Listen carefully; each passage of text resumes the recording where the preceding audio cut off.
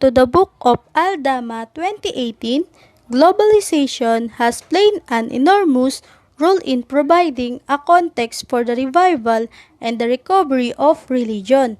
Religions has spread and scattered all over the world, and through globalization, religion continue to grow from places to places. Globalization defined as the networking and expansion of one's local product, belief, and practices, often through technology.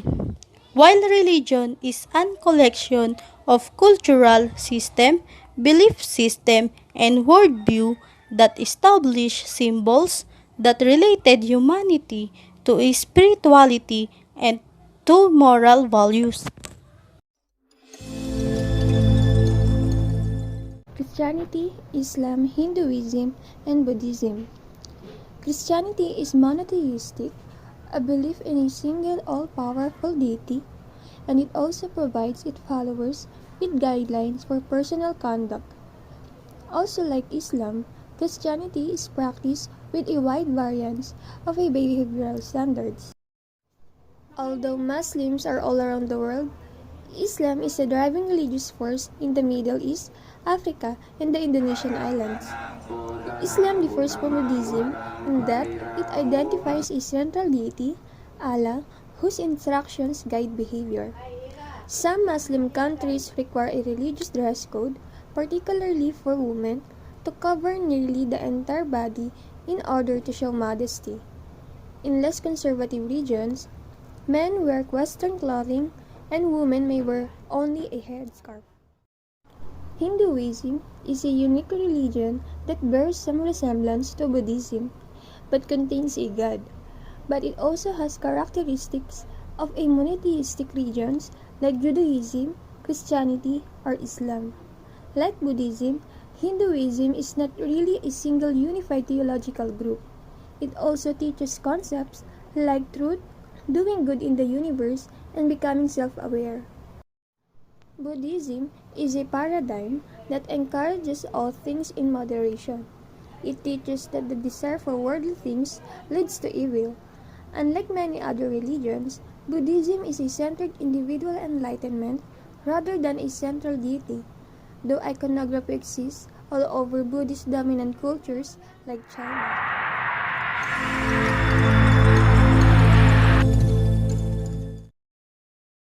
These religions had a large impact on local and global business.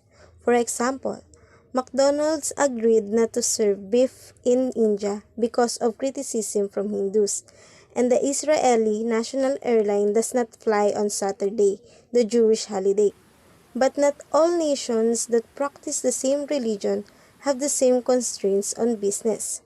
For example, Friday is normally not a workday in predominantly Muslim countries because it is a day of worship.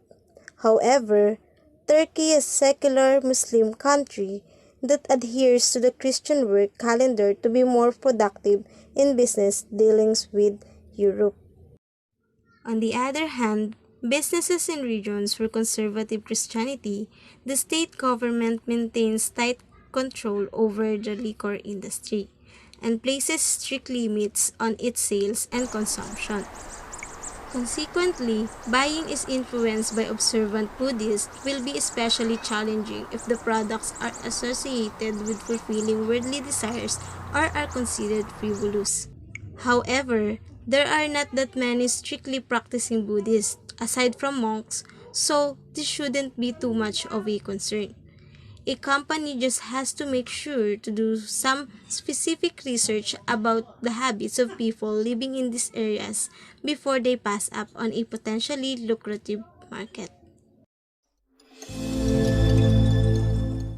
How does religion affect our daily lives? Religion is a set of organized beliefs, practices, and systems that most often related to the beliefs and worship of a controlling force, such as personal God or another supernatural being. Religion can contribute to a sense of community, provide support, and other guidance. It has also been shown to impact both physical and our mental health. According to New Pew Research Center, religion influences the daily lives of people when in terms of their highly religious beliefs. People that are more engaged and volunteering in communities are generally happier with the things going in their lives. Religion has a complex influence on the lives of individuals and societies. Religion can help to bring people together, but it can also be a source of division and stress, particularly for those who are face discrimination within religious communities, such as people who hold differing beliefs from the rest of their group.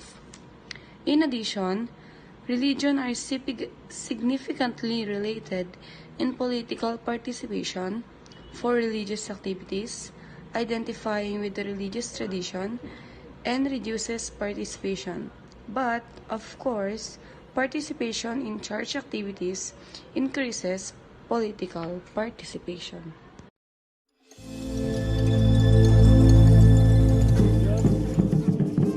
Also, globalization paves the way in bringing cultures, identities, and religions in direct contact.